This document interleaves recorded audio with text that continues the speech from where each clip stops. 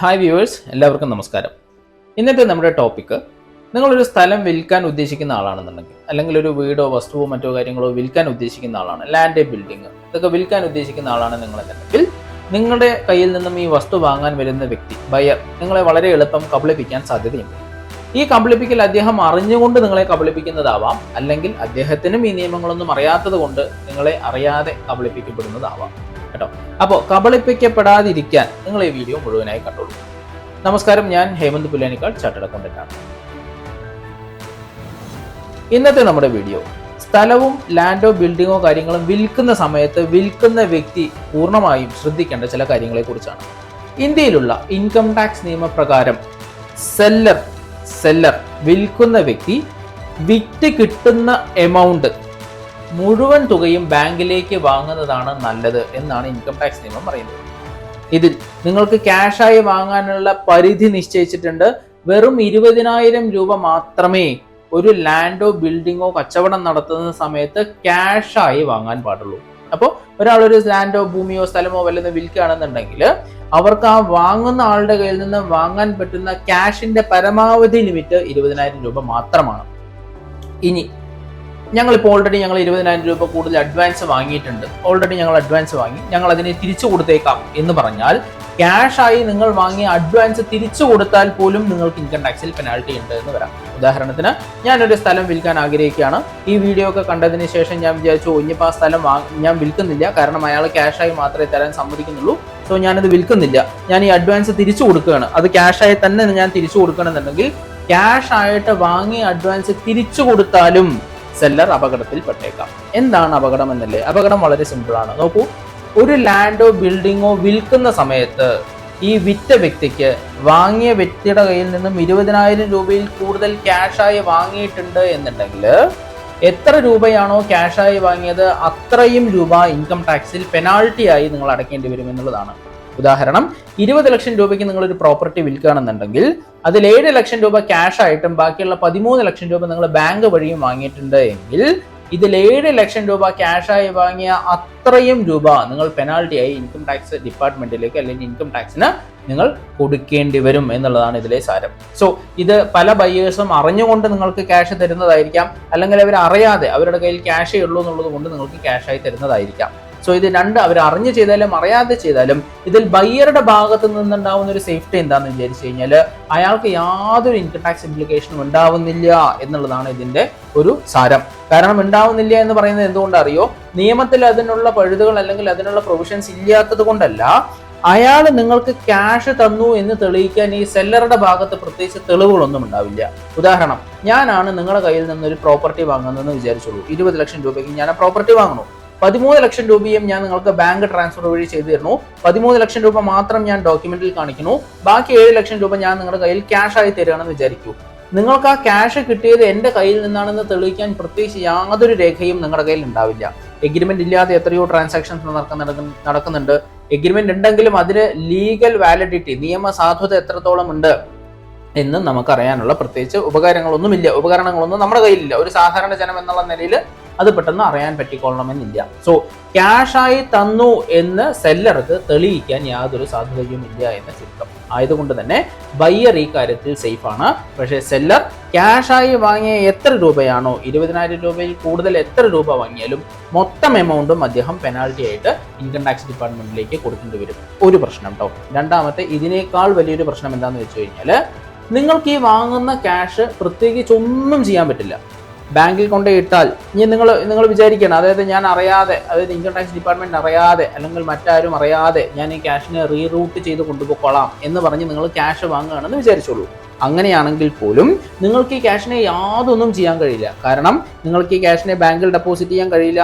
Savings bank അക്കൗണ്ടിൽ ഒരു പ്രത്യേക എമൗണ്ടിൽ കൂടുതൽ ഡെപ്പോസിറ്റ് വന്നു കഴിഞ്ഞാൽ ഓട്ടോമാറ്റിക്കലി ഇൻകം ടാക്സ് ഡിപ്പാർട്ട്മെന്റിനെ ബാങ്ക് അറിയിക്കും, ഇന്ന പാൻ ഇത്ര രൂപ ക്യാഷ് ആയിട്ട് ഈ ബാങ്ക് അക്കൗണ്ടിൽ കൊണ്ടുവന്നിട്ടുണ്ട് എന്നുള്ളത് ഇൻകം ടാക്സ് ഡിപ്പാർട്ട്മെന്റിനെ അറിയിക്കും. നിങ്ങൾക്കൊരു ലോൺ റീപേ ചെയ്യാൻ പറ്റില്ല. നിങ്ങൾക്ക് ക്രെഡിറ്റ് കാർഡ് റീപേ ചെയ്യുമ്പോൾ പോലും സെപ്പറേറ്റ് ഒരു സ്പെസിഫൈഡ് എമൗണ്ടിൽ കൂടുതൽ ക്രെഡിറ്റ് കാർഡ് ക്യാഷായി റീപേ ചെയ്താൽ അവരപ്പോൾ ഇൻകം ടാക്സ് ഡിപ്പാർട്ട്മെന്റിനെ അറിയിക്കും. നിങ്ങൾക്കൊരു വീട് വാങ്ങാൻ പറ്റില്ല, നിങ്ങൾക്കൊരു കാറ് വാങ്ങാൻ പറ്റില്ല. കാരണം വീട്, കാറ് മുതലായവ ഒരു സ്പെസിഫൈഡ് എമൗണ്ടിൽ കൂടുതൽ എമൗണ്ട് വാങ്ങണമെന്നുണ്ടെങ്കിൽ സബ് രജിസ്ട്രാർ ഓഫീസ് ഈ പാനിൽ ഇത്ര രൂപയിൽ കൂടുതൽ ക്യാഷായി ട്രാൻസാക്ഷൻ നടന്നിട്ടുണ്ട് എന്നുള്ളത്, അല്ലെങ്കിൽ ട്രാൻസാക്ഷൻ നടന്നിട്ടുണ്ട് എന്നുള്ളത് ഓട്ടോമാറ്റിക്കലി ഇൻകം ടാക്സ് ഡിപ്പാർട്ട്മെന്റിനെ അറിയിക്കും. സോ ഇങ്ങനെ പല രീതിയിലൂടെയും എല്ലാ രീതിയിലൂടെയും നിങ്ങളുടെ ക്യാഷ് എക്സ്പെൻഡിച്ചറുകൾ അല്ലെങ്കിൽ എക്സ്പെൻഡിച്ചറുകൾ ഇൻകം ടാക്സ് ഡിപ്പാർട്ട്മെന്റിലേക്ക് അറിയാനുള്ള വഴികളുണ്ട്. സോ അതുകൊണ്ട് നിങ്ങൾക്ക് ഈ വാങ്ങിയ ക്യാഷ്, സ്ഥലം വിറ്റ് നിങ്ങൾക്ക് കിട്ടിയ എമൗണ്ട് നിങ്ങൾക്ക് യാതൊരു ഉപകാരവും ഇല്ലാത്ത വെറും പേപ്പർ മാത്രമായി മാറുന്നൊരു അവസ്ഥയിലേക്ക് നിങ്ങൾ വരാം. ആലോചിച്ച് നോക്കൂ, എത്രയോ ബുദ്ധിമുട്ടി നമ്മുടെ പൂർവികരോ അല്ലെങ്കിൽ നമ്മളോ കഷ്ടപ്പെട്ട് ഒരു ജീവിതകാലം മുഴുവൻ സമ്പാദിച്ചതായിരിക്കും ഒരു ലാൻഡിലോ ബിൽഡിങ്ങിലോ സേവിങ് എന്നുള്ള നിലയിൽ കൊണ്ടേ നമ്മൾ ഡെപ്പോസിറ്റ് ചെയ്യുന്നത്.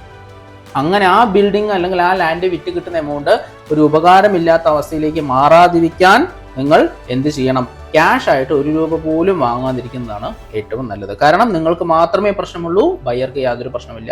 ബയ്യറുടെ സൈഡിൽ നിന്ന് ആലോചിച്ച് നോക്കൂ, നിങ്ങൾ ബയ്യറുടെ സൈഡിൽ നിന്ന് ആലോചിച്ച് നോക്കൂ. അയാൾ ഏതോ വിധത്തിലൂടെ ഉണ്ടാക്കിയെടുത്തിട്ടുള്ള ബ്ലാക്ക് മണി സിമ്പിളായിട്ട് നിങ്ങൾക്ക് തന്നു. നിങ്ങളുടെ കയ്യിലുള്ള പ്യൂറായിട്ടുള്ള അസറ്റ് അദ്ദേഹം വാങ്ങിച്ചെടുത്തു. സോ ഇപ്പോൾ നിങ്ങൾ നമ്മുടെ ഈ ഒരു കാലിലെ മന്ത് മറ്റൊരു കാലിലേക്ക് എന്ന് പറയുന്നത് പോലെ അയാളുടെ കയ്യിലുള്ള ബ്ലാക്ക് മണി നിങ്ങളെ ഏൽപ്പിച്ച് നിങ്ങളെ പെടുത്തി അദ്ദേഹം രക്ഷപ്പെട്ടു. അങ്ങേർക്ക് നല്ലൊരു അസറ്റ് കിട്ടുകയും ചെയ്തു, നിങ്ങൾക്ക് ആ ബ്ലാക്ക് മണി ട്രാൻസ്ഫർ ചെയ്യുകയും ചെയ്തു. സോ ഈ വഴിക്ക് ഒരിക്കലും നിങ്ങൾ ചിന്തിക്കരുത്. ഇനി തീർന്നില്ല, ഇനി ഇതിനൊരു സൊല്യൂഷൻ കൂടെ ഞാൻ പറഞ്ഞുതരാം. നിങ്ങൾക്ക് ഇതിന് പറഞ്ഞുതരാം. എന്താണെന്ന് വെച്ച് കഴിഞ്ഞാൽ, ഞാൻ പലർക്കും എൻ്റെ മുമ്പിൽ വരുന്ന ക്ലയൻസിനെ വിൽക്കുന്നതിന് മുൻപ് അവർ വരും, സാർ ഇങ്ങനെ നടക്കാറുണ്ട്, നമുക്ക് എന്ത് ചെയ്യാൻ പറ്റും എന്നുള്ളതിന് ഞാനൊരു സൊല്യൂഷൻ പറഞ്ഞുതരാം. ഇതിൽ 2 സാഹചര്യങ്ങളിൽ ഈ ബയ്യർ ക്യാഷ് തരാൻ തയ്യാറാവുകയാണ്. 2 സാഹചര്യങ്ങളാണ് ക്യാഷ് തരാൻ തയ്യാറാവുന്നത്. ഒരു സാഹചര്യം, ബയ്യർ ആണ് സ്റ്റാമ്പ് പേപ്പർ വാങ്ങേണ്ടത്, സ്റ്റാമ്പ് ഡ്യൂട്ടി അടയ്ക്കേണ്ടത് എന്നുള്ളത് കൊണ്ട് ബയ്യർക്ക് 8% അല്ലെങ്കിൽ 10% സ്റ്റാമ്പ് ഡ്യൂട്ടി കൊടുക്കാൻ വയ്യ. ഇപ്പോൾ 20 ലക്ഷം രൂപയുടെ ഒരു പ്രോപ്പർട്ടിയാണ് ഞാൻ വാങ്ങുന്നത്, 10% സ്റ്റാമ്പ് ഡ്യൂട്ടി ആണെന്നുണ്ടെങ്കിൽ ഇദ്ദേഹം 2 ലക്ഷം രൂപ സ്റ്റാമ്പ് പേപ്പർ ആയിട്ട്, അല്ലെങ്കിൽ 1,60,000 രൂപ 8%, 10% ആണെങ്കിൽ 1,60,000 മുതൽക്ക് 2 ലക്ഷം രൂപ വരെ അദ്ദേഹം എന്ത് കൊടുക്കേണ്ടി വരികയാണ്? സ്റ്റാമ്പ് പേപ്പർ വാങ്ങി സ്റ്റാമ്പ് ഡ്യൂട്ടി കൊടുക്കേണ്ടി വരികയാണ്. സോ ഇത്രയും രൂപ എനിക്ക് കൊടുക്കാൻ വയ്യ, അതുകൊണ്ട് ഞാനിത് ഇത്രയും പേപ്പറിൽ കാണിക്കുന്നുള്ളൂ, ഡോക്യുമെന്റിൽ കാണിക്കുന്നുള്ളൂ, അതുകൊണ്ട് ഞാൻ ഇത്രയും രൂപ നിങ്ങൾക്ക് ക്യാഷായി തരും എന്ന് അദ്ദേഹം പറയുകയാണ്. സോ ഇത് ഒഴിവാക്കാൻ പറ്റുന്നൊരു വഴി എന്താണെന്ന് വെച്ച് കഴിഞ്ഞാൽ, അദ്ദേഹം എത്ര രൂപയാണോ കൊടുക്കാൻ വില്ലിംഗ് ആയിട്ടുള്ളത്, കൃത്യമായിട്ട് ഉദാഹരണം പറഞ്ഞാൽ 20 ലക്ഷം രൂപയുടെ പ്രോപ്പർട്ടിയിൽ 13 ലക്ഷം നമുക്ക് ഡോക്യുമെന്റിൽ കാണിക്കാം, ബാക്കി 7 ലക്ഷം ഞാൻ നിങ്ങൾക്ക് ക്യാഷായി തരാം. കാരണം 13 ലക്ഷത്തിന്റെ 10% 1,30,000 രൂപ മാത്രമേ ഞാൻ സ്റ്റാമ്പ് പേപ്പർ കൊടുക്കുള്ളൂ എന്ന് അദ്ദേഹം പറയുകയാണെങ്കിൽ, ബാക്കിയുള്ള സ്റ്റാമ്പ് പേപ്പറിന്റെ പൈസ സെല്ലറായിട്ടുള്ള നിങ്ങൾ കൊടുക്കാം എന്ന് പറഞ്ഞാലും വിരോധമില്ല എന്നുള്ളതാണ് എൻ്റെ അഭിപ്രായം. കാരണം നിങ്ങൾക്ക് 70,000 രൂപ മാത്രമേ ചെലവ് വരുന്നുള്ളൂ, അതിന് പകരം നിങ്ങൾക്ക് 7 ലക്ഷം രൂപ നിങ്ങൾക്ക് ഉപകാരമായി കിട്ടുകയാണ്. സോ നിങ്ങൾ ഒന്നുമില്ലെങ്കിൽ അദ്ദേഹത്തെ പറഞ്ഞ് നെഗോഷിയേറ്റ് ചെയ്ത് സമ്മതിപ്പിക്കണം. എന്താ, നിങ്ങൾ സ്റ്റാമ്പ് പേപ്പർ അടയ്ക്കാനുള്ള തുക നിങ്ങൾ അടയ്ക്കൂ, ബാക്കിയുള്ളത് ഞങ്ങൾ അടച്ചോളാം, എങ്കിലും ഞങ്ങൾക്ക് മുഴുവൻ എമൗണ്ടും ബാങ്കിലൂടെ തരൂ എന്ന് നിങ്ങൾക്ക് പറയാം. ഒരു വഴി. അല്ലെങ്കിൽ പകുതിയെങ്കിലും ആക്കൂ, നിങ്ങൾ സ്റ്റാമ്പ് പേപ്പറിന്റെ പകുതി നിങ്ങൾ വഹിക്കൂ, ബാക്കി പകുതി സെല്ലറായിട്ടുള്ള ഞങ്ങൾ വഹിക്കാം, നിയമപരമായിട്ട് ഞങ്ങൾ ചെയ്യേണ്ടതല്ലെങ്കിലും ഞങ്ങൾ വഹിച്ചോളാം എന്ന് നിങ്ങൾ പറഞ്ഞാലും ബാക്കിയുള്ള എമൗണ്ട് മുഴുവനായിട്ടും നിങ്ങൾക്ക് എന്ത് ചെയ്യാൻ പറ്റുകയാണ്? ആസ്വദിക്കാൻ പറ്റുകയാണെന്നുള്ളതാണ് ഒരു വശം. അതവിടെ നിൽക്കട്ടെ. ഇനി രണ്ടാമത്തെ സാഹചര്യം, ബയ്യർ ക്യാഷ് തരാൻ ഉണ്ടാവുന്ന രണ്ടാമത്തെ സാഹചര്യം എന്താണെന്ന് വെച്ച് കഴിഞ്ഞാൽ, അദ്ദേഹത്തിന്റെ കയ്യിൽ ബ്ലാക്ക് മണി മാത്രമേ ഉള്ളൂ. ഈ ഒരു സാഹചര്യമാണെങ്കിൽ ഒരിക്കലും നിങ്ങൾ ആ സ്ഥലം അദ്ദേഹത്തിന് വിൽക്കരുത്. ഈവൻ ദോ മോഹവില അദ്ദേഹം പറഞ്ഞ് നിങ്ങൾക്ക് ആ മോഹവിലയ്ക്ക് നിങ്ങൾക്ക് ആ സ്ഥലം വിൽക്കാൻ നിങ്ങൾ തയ്യാറാക്കപ്പെടുകയാണെങ്കിൽ പോലും നിങ്ങൾ ആ സ്ഥലം അദ്ദേഹത്തിന് കൊടുക്കരുത്. കാരണം നമ്മൾ നേരത്തെ സംസാരിച്ച പോലെ ആ ബ്ലാക്ക് മണി നിങ്ങളുടെ കയ്യിലേക്ക് ട്രാൻസ്ഫർ ചെയ്ത് നിങ്ങളുടെ കയ്യിലുള്ള അസറ്റ് അദ്ദേഹം സ്വന്തമാക്കുകയാണ്.